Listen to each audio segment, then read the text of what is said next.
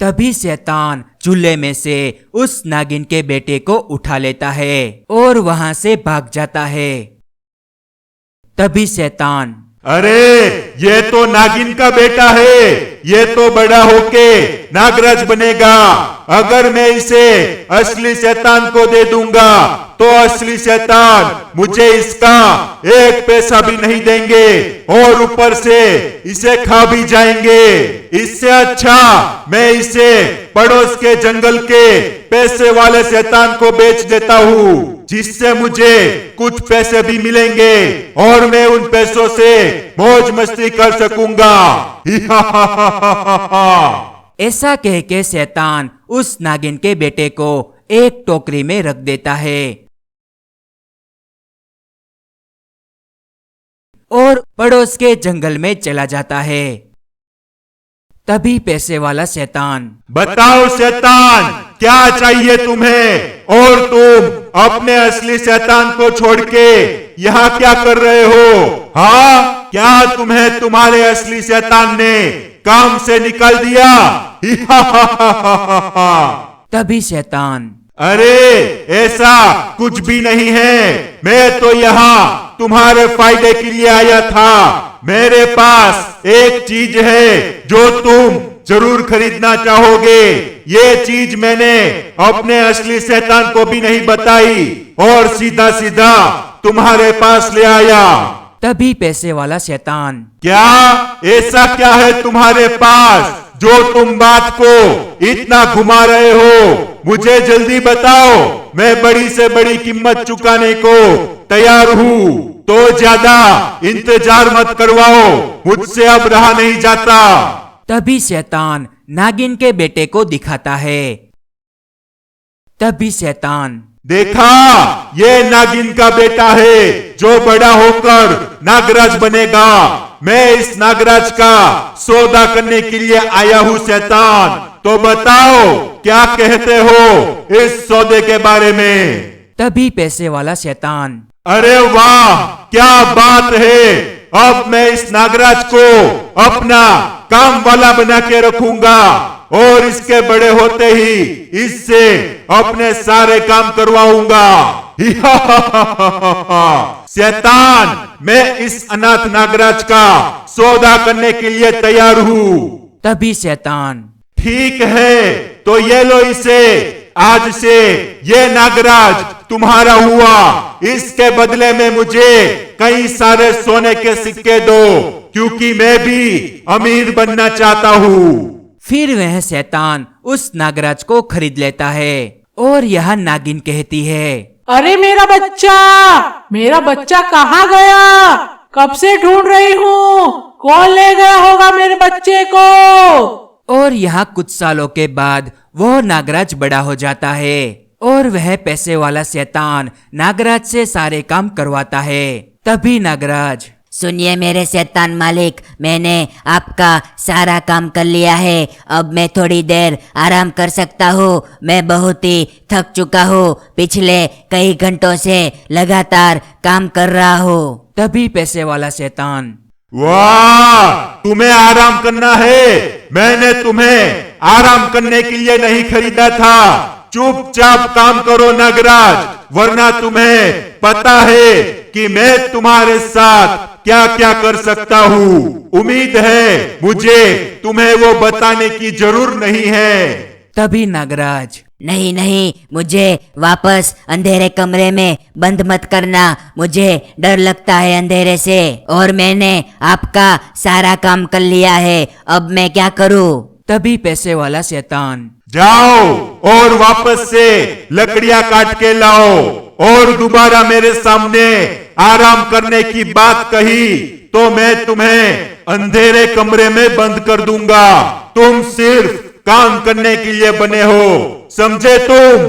फिर नागराज वहां से चला जाता है और तभी उस जगह एक चुड़ैल आती है। तभी पैसे वाला शैतान, आओ मेरी चुड़ैल बहन, कहाँ थी तुम? मैं तुम्हें इस नागराज को दिखाना चाहता था। मैंने इसे एक सौदे में खरीदा था। इस नागराज से मैं अपने सारे काम करवा सकता हूँ, सारे काम। अभी भी इसे दूसरी बार लकड़ियां लाने के लिए भेजा।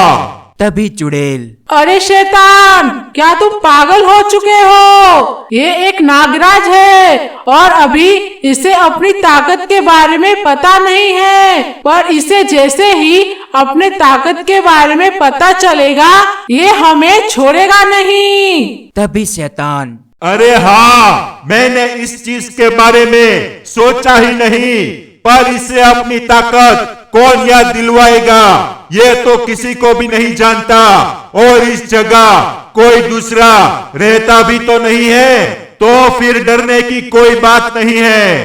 तभी चुड़ैल, नहीं शैतान, तुम्हें इस काम में लापरवाही नहीं बरतनी चाहिए। तभी शैतान, पर मेरे ख्याल से ऐसा कुछ भी नहीं होने वाला चुड़ैल। अगर ऐसा हुआ भी तो मैं पहले ही यहाँ से भाग जाऊंगा। और यहाँ नागराज जंगल से लकड़ियाँ लेके आ रहा होता है। तभी नागराज, दो बार लकड़ियाँ लेके आओ, मुझसे पता नहीं इतना काम क्यों करवाते हैं। तभी नागराज को एक स्वामी जी मिलते हैं। तभी स्वामी जी, अरे तुमने तो आसपास की सारी सूखी लकड़ियां ले ली, अब तो मुझे यहाँ आसपास एक भी सूखी लकड़ी नहीं मिलेगी। अब तो मुझे दूर जंगल के अंदर जाना होगा, परंतु मेरे पास तो आज इतना समय भी नहीं है। तभी नागराज, कोई बात नहीं स्वामी जी, अगर आप चाहो तो मेरी सारी लकड़ियाँ रख सकते हो। मैं दूर जंगल के अंदर जाकर दोबारा नई लकड़ियाँ ले आऊंगा। तभी स्वामी जी, अरे बेटे, तुम तो काफी अच्छे हो। वैसे तुम तो दिखने में किसी नागिन के बेटे दिखते हो, तो बताओ कौन है तुम्हारे माता पिता? तभी नागराज, स्वामी जी, मैं अनाथ हूँ और मैं एक शैतान के साथ रहता हूँ। मेरा नाम नागराज है। तभी स्वामी जी अपनी शक्ति से सब देख लेते हैं और उसके बारे में नागराज को बता देते हैं। तभी स्वामी जी, बेटा नागराज, तुम एक ताकतवर नागराज हो। तुम्हें अपने अंदर झांकना होगा कि तुम कितनी सारी शक्तियों के राजा हो। उन शक्तियों को याद करो नागराज, अपने आप को जानो। तभी नागराज को उसकी सारी शक्ति याद आ जाती है। तभी नागराज, अरे स्वामी जी, मुझे मेरी सारी शक्ति याद आ गई। अब मैं उस शैतान को छोड़ूंगा नहीं जिसने मुझे मेरी माँ से अलग किया। फिर नागराज उस शैतान और चुड़ैल के पास चला जाता है। तभी पैसे वाला शैतान, सुनो नागराज, इतनी देर क्यों लगी और लकड़ियां कहाँ है? मुझे जवाब दो। बिना लकड़ियों के क्यों आए हो? कहीं तुम आराम तो नहीं करने लगे थे ना?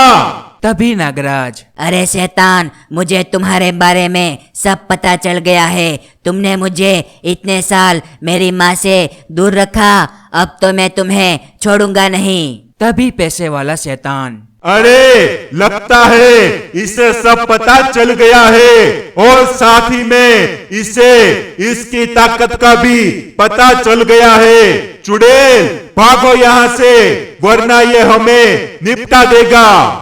तभी नागराज उस चुड़ैल और शैतान पर अपनी शक्ति छोड़ता है और उन्हें नीचे गिरा देता है। तभी शैतान, सुनो नागराज, मैंने तो सिर्फ तुम्हें सौदे में खरीदा था, मुझे माफ कर दो। मैं तो बस तुमसे मेरे सारे काम करवाना चाहता था, ताकि दूसरे शैतानों को पता चले कि मैं कितना पैसे वाला हूँ, जो एक नागराज को अपना काम वाला बना के रखता हूँ। तभी चुड़ैल, अरे नागराज, तुम दोनों की लड़ाई में मुझे क्या? मुझे तो जाने दो, मैंने तो तुम्हारा कुछ नहीं बिगाड़ा। पर नागराज उनकी बात नहीं सुनता और उन दोनों को निपटा देता है। फिर नागराज अपनी नागिन माँ के पास वापस चला जाता है।